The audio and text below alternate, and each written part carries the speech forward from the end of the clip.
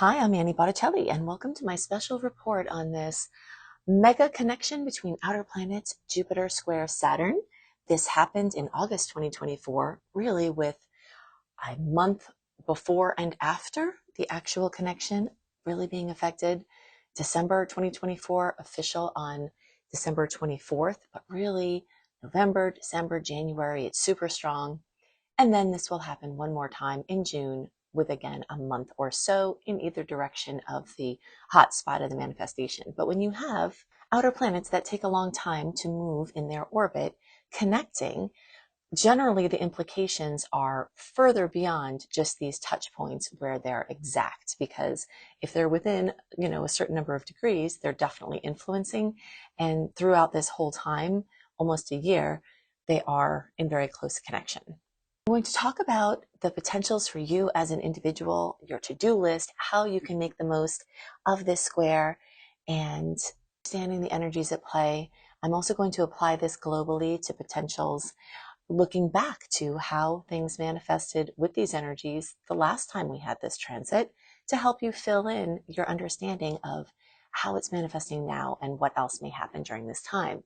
I'm an optimist, so that tends to come through in my work, and I definitely will be talking about the many wonderful ways that this can create awesomeness in your life, that you can actively use this for conscious co-creation with the universe. And it is a square, so it is a point of tension. So my Sagittarius side will give you the optimistic view. My Capricorn side will give you the realistic manifestations that may be more practical, that you'll have to be working with. And so we'll combine it into this beautiful balance. And the reason why I mention those sides of myself is because Jupiter rules Sagittarius and Saturn rules Capricorn. So the balance that I tend to bring into my work is manifested here with this square, because Jupiter rules Sag, Saturn rules Cap, and these are the energies that are at odds, but that can become friends and work out with really great outcomes, especially when you understand what's going on. Okay, so we'll take a look at the chart just so that you can see what's going on. Jupiter in Gemini at 14 degrees is making an exact square with Saturn in Pisces at 14 degrees. And as I said, this, is officially happening on the 24th of December, but as long as these planets are within close degree, we are feeling this. And so that is for, several months at a time, and really from August of 2024, even past June of 2025, there's this longer term story. So Jupiter rules expansion and Saturn rules restriction. Jupiter rules benevolence and luck, and Saturn rules stern taskmaster, discipline, top buster, basically. So Jupiter will rule excess and Saturn may rule not enough. So we see that there's this beautiful blending of opposites in many ways that can be incoherent and can be challenged, but can also put pressure on the extremes of each other to bring wonderful outcomes. So we've got this tension between optimism and realism, expansion and boundaries, or limits. We've got, and I'm probably not going to write them all down here. I'm just going to give them to you because there's a lot that we're going to talk about, but just some basic ones. This is also between logic and tuition, especially when you factor in that we've got Gemini, which rules the mental plane, and Pisces, which is water sign, rules the water plane. So we've got the dueling of air and water. We've got the dueling of Jupiter and Saturn. And, so this has to do with faith versus fear. This has to do with balancing out the excess of Jupiter. And this is one of the things that I see that can be really, really positive from this, is that if you have anything in your life that has been done to excess, for better or worse, spending too much, too many toxins, whether it's a toxic relationship or toxins that you're taking into your body, just excess, unbridled excess of anything. This square with Saturn can help to rein it in. And sometimes that's the best thing that can be done and the thing that you need. So you can see how this doesn't necessarily have to be a bad thing. Now, on the opposite end of the spectrum, we've got the sternness, the discipline, the over practicality and over realism of Saturn, buzzkill energy, big time. And that can be expanded by Jupiter. That can be lifted by Jupiter. That could be, made to have a different perspective on by Jupiter, or improved in some way by the effects of Jupiter. So any of the negative aspects of either of these signs, Gemini or Pisces, so over logic, over emotion, those can be tempered. So I'm seeing this as a really great way to balance all of this. And I've seen this personally within myself as this aspect has been present throughout 2024 for those touch points that I gave you. And so you have that same potential within yourself. If you have excess of any one of these things, they can be reined in to be in a perfect balance. Now, what can also happen is that maybe you have a good amount of optimism and you don't want less, but Saturn can bring some realism in. Maybe you have a good amount of boundaries and you don't want those to be tested, but Jupiter may come and do that anyway. So it's like it's mischievous. In this angle, all of this energy is mischievous. It's like that little kid or that little leprechaun or that little whatever that knows exactly what you don't want to happen because you like how certain things are, and then those things get tested. So we'll definitely see that going on.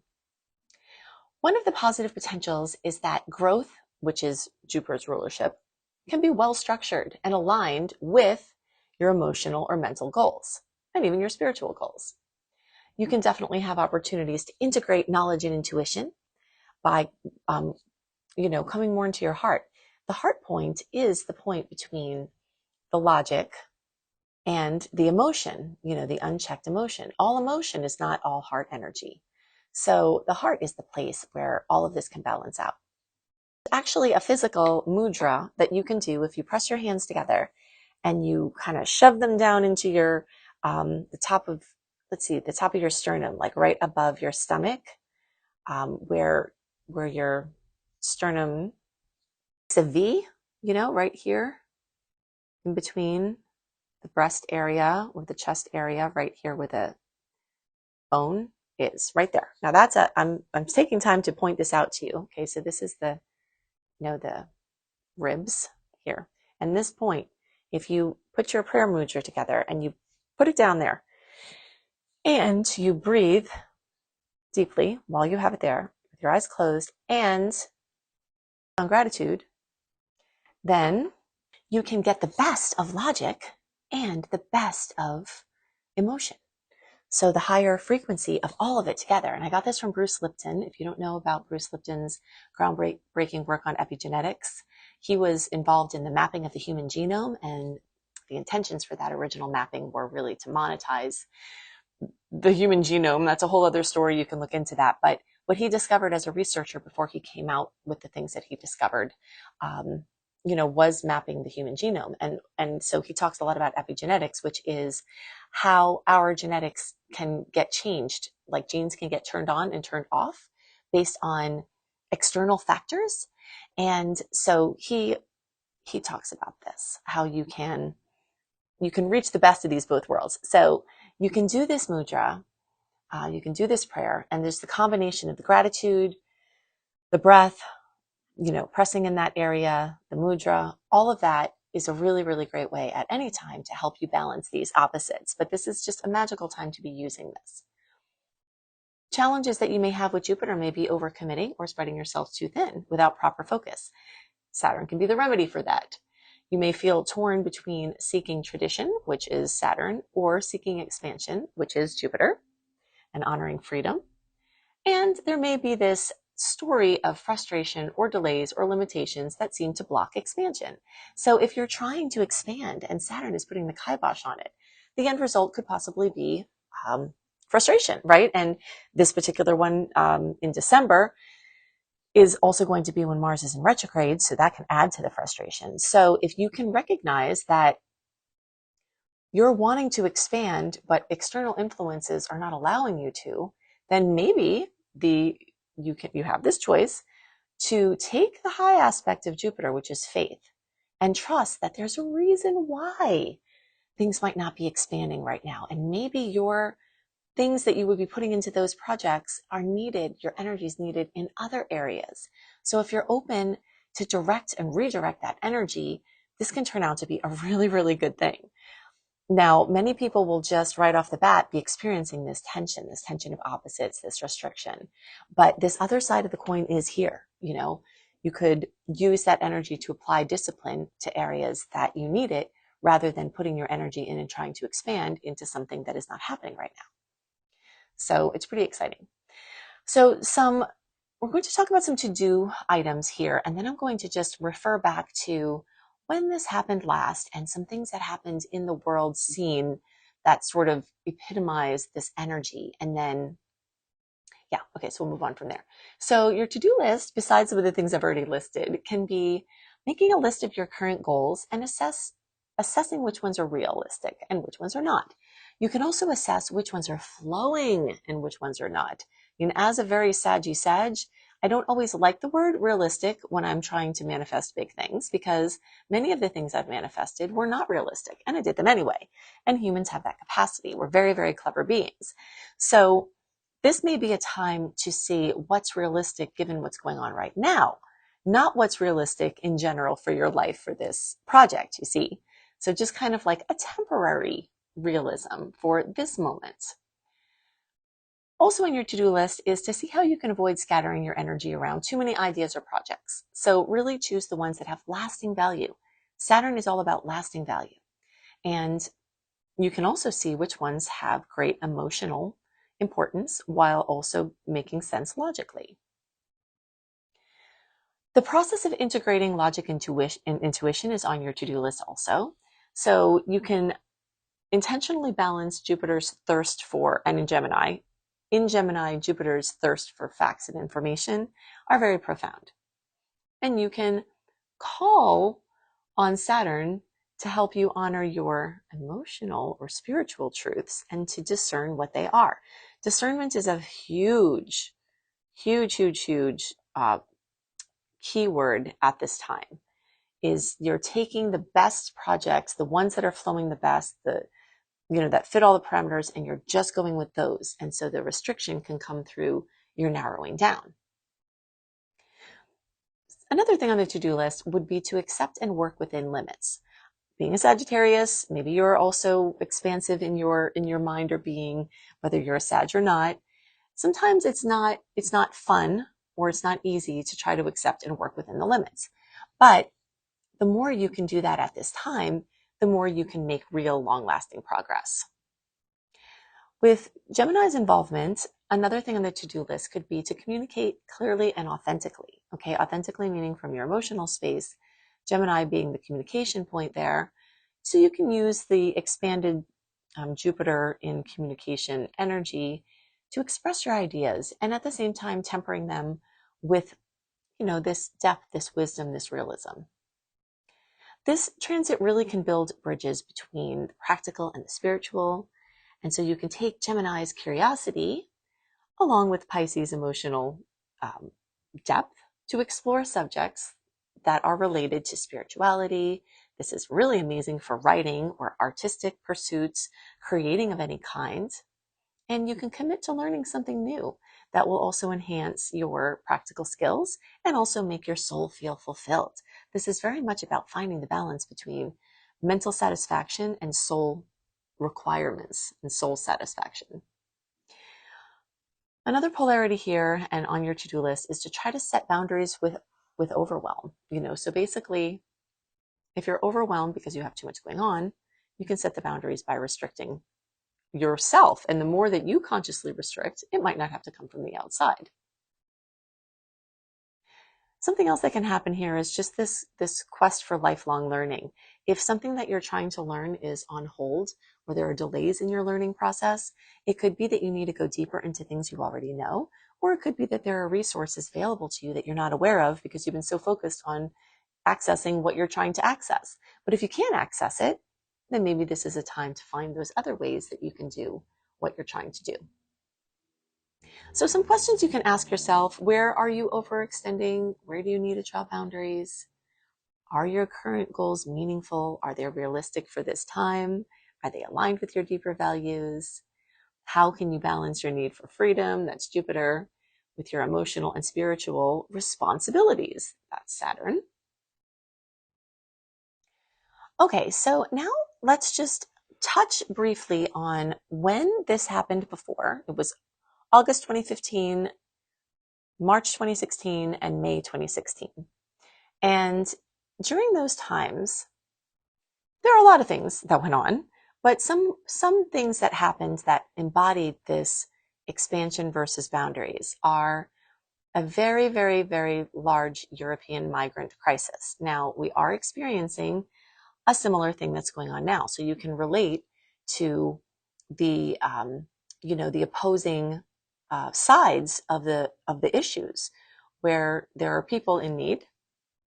At the time, a massive influx of refugees into Europe from Syria and Afghanistan and Iraq sought asylum in Europe. And now we currently have the same thing going on in the United States. We have the same thing going on in the Middle East and in Eastern Europe and in all of Europe. And we have the same thing going on in Asia as well. So there's so much of this story of, the idealism of Jupiter of wanting to help people in need, and then the Saturnian effects of how is this going to affect the people that are already there. So there's like this push and pull of how do you balance this? So that was happening then. We have this happening now, and this story is going to be very, very current for a while to come, with some special hotspots during, these dates. And currently right now, November, December, January, and then again, towards the summer, or here for you all, Dan Enda. All right, so what else did we have? Oh, we had the UK and Brexit. So this really represents this desire for sovereignty versus broader integration. So Jupiter is, like this broader integration, and Saturn is just kind of individual responsibility. And we will see that going on throughout the world with different countries, different towns, and you'll see this also in your relationships, trying to balance your sovereignty and your individuality with, the expansion into other relationships. And then, of course, there are things like advancements in technology and communication, which we have really been experiencing very strongly this year with AI. Has just completely, this has been, the year that this has just blown everything wide open. And what that looks like as far as, the unbridled excess and access of everything. So trying to balance those new things. And then situations of populist leaders and movements advocating for change and challenging established systems. Jupiter is the challenge, the expansion, the desire for expanding out of the box. And Saturn is the tradition and the structure that's in place. So these types of things, if you can understand the energetics, then you can more easily apply these to the global scene and to your own life. To put the playlist for December on here on YouTube at the end, just click on the top right 3 lines to review the playlist and get to the things that are most interesting to you. Podcast listeners, just scroll back in time and you can see my December horoscopes for each individual sign on the playlist for YouTube. You can see the December horoscopes for each sign. You can also look at whatever else I have there. I've been posting more recently. If you want to see how Jupiter's movement and Saturn's movement and all the other outer planets may be affecting you personally, go to AnnieBClarity.com, Annie, the letter B, Clarity.com, to see my personalized reports. If you want to get early access to all of my content, plus my retrograde resource guide, eclipse resource guide, zodiac health resource guide, and so much more, go to AnnieHelpsYou.com, put your name and email address in there, and in the welcome letter, you'll get lots of goodies and more goodies to come. If you want to study astrology for your own purposes or to help other people and to earn money doing astrology, I can definitely teach you how to do that. All of the above, go to beastropro.com, beastropro.com. I hope that you can make the most of this very powerful long transit, and that with the understandings that I've shared, that you can really make the most of this in your personal experience and with whatever influence you have out in the world. I'll see you in my next report. Bye.